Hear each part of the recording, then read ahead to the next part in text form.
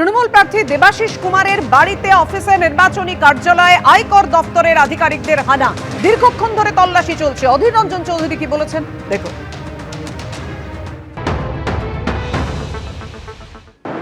যারা করছে তারা জানে কেন তাকে গ্রেপ্তার করতে বা তার বাড়ি তল্লাশি করতে যাচ্ছে, আর যারা চিৎকার বই করছে তারা জানে তারা কার নির্দেশে এগুলো করছে। পশ্চিমবঙ্গে এই চোর পুলিশের খেলা আমরা দেখেই চলেছি। কখনো দিদিকে দেখছি ময়দানে নেমে তার রাজ্যের পুলিশ বাহিনী নিয়ে এই ধরনের অভিযানে তাকে বিরোধিতা করতে দেখেছি। ফলে এগুলো বাংলার নিত্য নৈমিত্তিক ঘটনা। এর সঙ্গে বাংলার মানুষের আর কোনো কৌতূহল উৎসাহ আছে বলে মনে হয় না। আইটি রেড নিয়ে কি প্রতিক্রিয়া শুভেন্দু অধিকারী দেখুন।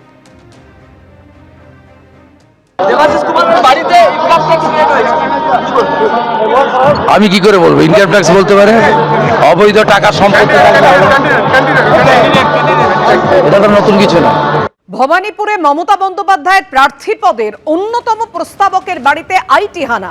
ভবানীপুর এডুকেশন সোসাইটির ট্রাস্টি বোর্ডের সদস্য মিরাজ শাহর বাড়িতে গেলেন আয়কর আধিকারিকরা। মমতা বন্দ্যোপাধ্যায়ের অন্যতম প্রস্তাবকের এলগিন রোডের বাড়িতে তারা তল্লাশি চালান সকাল 6টা থেকে। মিরাজ শাহর বাড়িতে তল্লাশি, ব্যবসায়ী মিরাজ শাহর বাড়িতে তল্লাশি চালাচ্ছেন মমতা বন্দ্যোপাধ্যায়ের যিনি অন্যতম প্রস্তাবক, তার বাড়িতে তল্লাশি চালাচ্ছেন আয়কর আধিকারিকরা।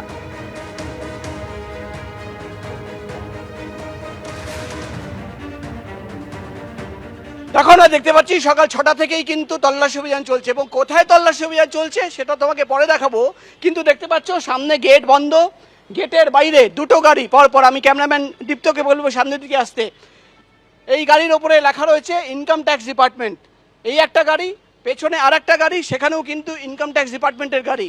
এবং এই গেটের ভেতরে যিনি থাকেন তিনি ব্যবসায়ী, এবং তিনি হচ্ছেন ভবানীপুর এডুকেশন সোসাইটির একজন ট্রাস্টি মেম্বার, এবং তিনি হচ্ছেন মুখ্যমন্ত্রী মমতা বন্দ্যোপাধ্যায় মনোনয়নপত্র যে জমা দিয়েছেন সেখানে অন্যতম প্রপোজার। হ্যাঁ, একবার আরও বলে দিই, মুখ্যমন্ত্রী মমতা বন্দ্যোপাধ্যায় তিনি যে নমিনেশন ফাইল করেছেন সেখানে যিনি প্রপোজার মিরাজ ডি শাহ, তার বাড়িতে কিন্তু আয়কর দপ্তরের আধিকারিকরা তল্লাশি অভিযান চালাচ্ছেন। আমরা একটু ভেতরের দিকে যাব। সাধারণত দেখা যায় যে কেন্দ্রীয় বাহিনী জওয়ান যারা থাকে তারা কিন্তু নিচের দিকে গেটের সামনে থাকে, কিন্তু আজকে শুধুমাত্র দুটো গাড়ি দেখতে পাচ্ছি, এবং সেকেন্ড ফ্লোরে আয়কর দপ্তরের আধিকারিকরা এবং গেটের সামনে কিন্তু সিকিউরিটি অফিসাররা এবং কেন্দ্রীয় বাহিনীর জওয়ানরা রয়েছেন। কটা নাগাদ এসছে এটা ঠিক আমিও ঠিক বলতে পারবো না। আমি ঠিক 10 নাগাদ এসেছি, কিন্তু এটা বলতে পারবো না। কিন্তু এখানে চলছে, কাজ চলছে, তো এখানে বারণ আছে। এটা কি আয়কর দপ্তরে? তাই তো দেখছেন তো গাড়িতে তো তাই আছে। কটা নাগাদ আসে? যখন এটা তো সব মর্নিং এই আসে। কেন্দ্রীয় বাহিনীর জওয়ানরা তো নর্মালি নিচে থাকে, আজকে উপরে আছে, তাদের ব্যাপার ওটা তাদের। মিরাজ শাহর বাড়িতে তো, কিন্তু মুখ্যমন্ত্রীর প্রপোজার মানে আই ডোন্ট নো, সেটা আমি বলতে পারবো না।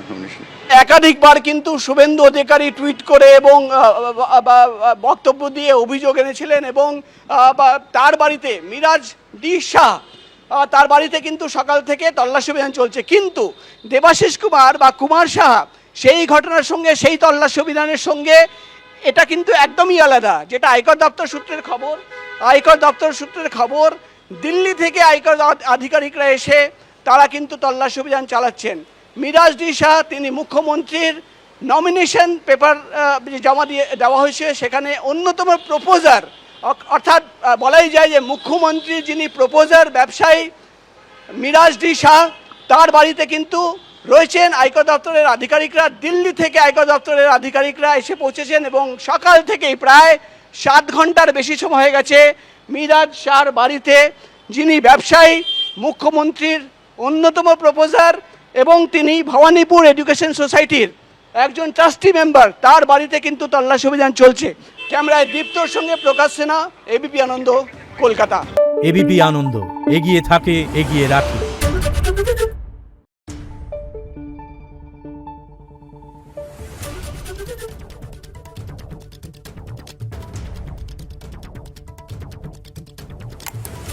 Thank you.